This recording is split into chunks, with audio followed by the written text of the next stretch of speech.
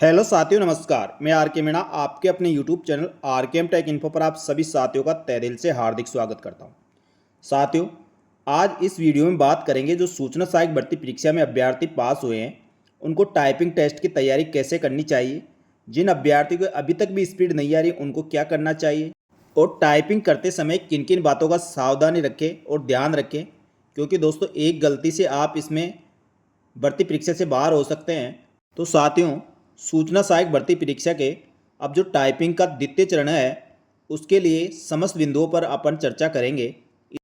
इसलिए दोस्तों, जो अभ्यर्थी पहली बार हमारे यूट्यूब चैनल आर के एम टेक इन्फो पर आए हैं उनसे निवेदन रहेगा आप यूट्यूब चैनल को सब्सक्राइब करें और वीडियो अच्छा लगे तो वीडियो को लाइक करें और अपने दोस्तों के साथ शेयर करें, जिससे और भी अभ्यर्थियों की सहायता हो सके। चलो दोस्तों, अब शुरू करते हैं सूचना सहायक भर्ती परीक्षा के टाइपिंग के संबंध में महत्वपूर्ण जानकारियाँ जो सूचना सहायक भर्ती परीक्षा की टाइपिंग टेस्ट पास करने के लिए बहुत ही जरूरी है।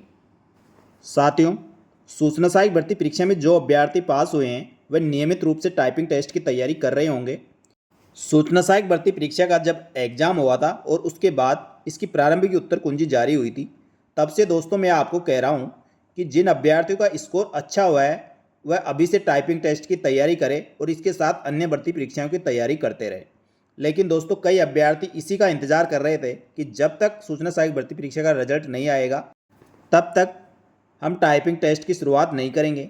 मेरा मानना है दोस्तों, यदि आप टाइपिंग टेस्ट की तैयारी तब से कर रहे होते हैं तो आपकी आज स्पीड बहुत अच्छी खासी होती और जो भी सीखा हुआ है वो कभी बेकार नहीं जाता, क्योंकि आजकल सभी भर्ती परीक्षाएं होने के बाद जब अभ्यर्थी गवर्नमेंट जॉब में जाता है तो वहाँ पर ऑफिस में सभी कार्य ऑनलाइन या ऑफलाइन सभी आजकल कंप्यूटर पर होते हैं। इसलिए आपको कंप्यूटर ज्ञान होना आवश्यक है और अपन को कई पत्राचार करने होते हैं तो अपन को टाइपिंग की नॉलेज होना आवश्यक है। इसलिए टाइपिंग तो आपको आनी चाहिए थी, लेकिन फिर भी कई अभ्यर्थी कमेंट करके ये बता रहे हैं सर हमारी तो टाइपिंग बिल्कुल भी नहीं आ रही, खासकर हिंदी की तो हमारे 10 से भी कम स्पीड आ रही है, तो अब क्या होगा, क्या हम टाइपिंग क्वालिफाई कर पाएंगे या नहीं। तो साथियों, राजस्थान कर्मचारी चयन बोर्ड द्वारा सूचना सहायक भर्ती परीक्षा की टाइपिंग डेट पहले घोषित की जा चुकी है। सूचना सहायक की टाइपिंग 21 से 23 और 27 से 29 अगस्त 2024 को इसकी टाइपिंग टेस्ट होगा। टाइपिंग कहाँ पे होगी और किस समय होगी ये आपको बाद में अवगत कराया जाएगा। अब दोस्तों, टाइपिंग में लगभग आपके पास 1.5 महीना का समय है और 1.5 महीने में आप अच्छी तरह से अभी भी जो जीरो लेवल पे है वह भी टाइपिंग करके सूचना सहायक भर्ती परीक्षा की टाइपिंग पास कर सकते हैं। इसके लिए दोस्तों, नियमित रूप से आपको सुबह और शाम 1 से 2 घंटा आपको रेगुलर टाइपिंग करनी होगी और किसी प्रकार की दिक्कत है तो आप दोस्तों कोई इंस्टीट्यूट ज्वाइन कर सकते हैं, इसमें कोई दो राय नहीं है, क्योंकि दोस्तों आपका भविष्य का फैसला है। इसलिए आप इसमें बिल्कुल भी चूक ना करें और यदि आपको बिल्कुल भी समझ में नहीं आ रहा तो आप घर से टाइपिंग न करें, आप कोई इंस्टीट्यूट ज्वाइन करें, आपकी निश्चित ही सूचना सहायक भर्ती परीक्षा की टाइपिंग की स्पीड आ जाएगी। साथियों, सूचना सहायक भर्ती परीक्षा में 15 मिनट इंग्लिश और 15 मिनट हिंदी की टाइपिंग होगी और 20 की स्पीड से आपको टाइपिंग करना है। ज़्यादा इसमें स्पीड मांगी नहीं है तो आप आसानी से इसमें टाइपिंग टेस्ट पास कर सकते हैं, लेकिन शर्त यही है आप रेगुलर प्रैक्टिस करते रहे, क्योंकि दोस्तों मेरे जानकारी में कई अभ्यर्थियों द्वारा मैसेज करके बताते हैं और जानकार है जो बता रहे हैं कि उनकी स्पीड 40 से भी अधिक आ रही है, लेकिन कई अभ्यर्थी ऐसे हैं जिनकी स्पीड इंग्लिश में तो फिर भी ठीक ठाक है, हिंदी में बिल्कुल भी स्पीड नहीं आ रही। तो आप घबराए नहीं, नियमित रूप से आप समय ज़्यादा ले सकते हैं लेकिन टाइपिंग आप रेगुलर करें। और दोस्तों, टाइपिंग के लिए आपको एक चीज़ का विशेष रूप से ध्यान रखें, कई अभ्यर्थी ऐसे कर रहे हैं 15 मिनट इंग्लिश की टाइपिंग कर ली, फिर आधा घंटा वेट कर रहे हैं और उसके बाद फिर 15 मिनट हिंदी की टाइपिंग कर ली। ऐसा ना करें दोस्तों, आप रेगुलर कम से कम घर पे भी टाइपिंग कर रहे हैं या इंस्टीट्यूट पे टाइप कर रहे हैं, आपको उसी प्रकार से टाइपिंग टेस्ट की प्रैक्टिस करनी है जिस प्रकार आप एग्जाम में बैठ के एग्जाम दोगे। जिन अभ्यर्थी की स्पीड अच्छी खासी आ रही है यानी 30 से ऊपर आ रही है उनको बिल्कुल भी घबराने की आवश्यकता ना, वो घर पे आराम से रेगुलर 1-1.5 घंटे की प्रैक्टिस करते रहे, उनको कोई दिक्कत नहीं होने वाली। लेकिन जिनकी स्पीड कम आ रही है दोस्तों, मेरा तो अनुरोध रहेगा आप कोई इंस्टीट्यूट ज्वाइन कर ले, आपका बहुत अच्छा रहेगा। क्योंकि दोस्तों वहाँ जब टाइपिंग होती है तो एक हॉल में 30 से 40 बंदे कम से कम एक हॉल में होंगे और एक रूम में इतने बंदे होने के बाद जब टाइपिंग की आवाज़ आएगी, कीबोर्ड की आवाज़ आएगी तो उससे बहुत डिस्टर्ब होता है और जिनकी 25, 22, 23 की स्पीड आ रही है वो डाउन भी हो जाती है। तो क्यों वहाँ पे अपना माइंड सेट इस प्रकार से रखना है कि टाइपिंग हॉल में आपके अलावा कोई नहीं बैठा है और आप अकेले व्यक्ति हो जो टाइपिंग कर रहे हैं। आपको किसी की तरफ कुछ भी ध्यान नहीं देना है, रेगुलर आपको टाइपिंग पे फोकस रखना है और आपको नियमित रूप से 15 मिनट हिंदी की टाइपिंग करनी है और 15 मिनट इंग्लिश की करनी है। यदि पैराग्राफ खत्म हो जाता तो ठीक है, आप उसको ना तो सेव करेंगे ना और कुछ करेंगे, आप चुपचाप बैठे रहिए। आपका यदि पैराग्राफ पूरा हो गया तो कोई दिक्कत नहीं, जैसे टाइम पूरा होगा ऑटो सेव हो जाएगा और उसके 5 मिनट बाद नेक्स्ट यानी इंग्लिश की टाइपिंग शुरू हो जाएगी। और आप जैसे उसका ध्यान रखें, बीच में उठ के कहीं जाने का प्रयास नहीं करें, क्योंकि दोस्तों ये आपका भविष्य का सवाल है। आप टाइपिंग हॉल छोड़ के यदि आप जैसे कोई पानी पीने चले गया या बाथरूम चले गए, ऐसा कुछ भी नहीं करें, क्योंकि दोस्तों उससे क्या आपका माइंड डिस्टर्ब होगा। तो आप बस वहीं बैठे रहे और कहीं जाने का प्रयास नहीं करें। और एग्ज़ाम हॉल में जाने से पहले आप बिल्कुल रिलैक्स होके जाए और एग्ज़ाम हॉल में बैठने के बाद दोस्तों लगभग 1 घंटे पूर्व आपको एग्ज़ाम हॉल के अंदर प्रवेश दे दिया जाएगा। तो एग्ज़ाम हॉल में आप बैठने के बाद आपकी सीट जो भी अलॉट हुई है उसके कीबोर्ड, माउस और अपने सिस्टम को अच्छी तरह से चेक कर ले, नेट कनेक्टिविटी सही नहीं है या कीबोर्ड में कुछ दिक्कत हो, हार्ड है या कोई की काम नहीं कर रही है, तो इसके लिए तुरंत अपने इन्विजिलेटर से बात करके उसको चेंज करवा ले, क्योंकि दोस्तों बाद में कोई बहाना नहीं होगा कि आपने चेक नहीं किया। इसलिए आप सब तरह से संतुष्ट होने के बाद उससे पहले आपके पास कई अभ्यर्थी क्या होता है, जैसे सिस्टम पे बैठते कुछ न कुछ उसमें छेड़छाड़ी करते हैं, कई क्या वहाँ भी टाइपिंग की प्रैक्टिस करने का प्रयास करते हैं। ऐसा कुछ भी ना करें दोस्तों, आपने जो टाइप की है वो बहुत अच्छी तरह से की है।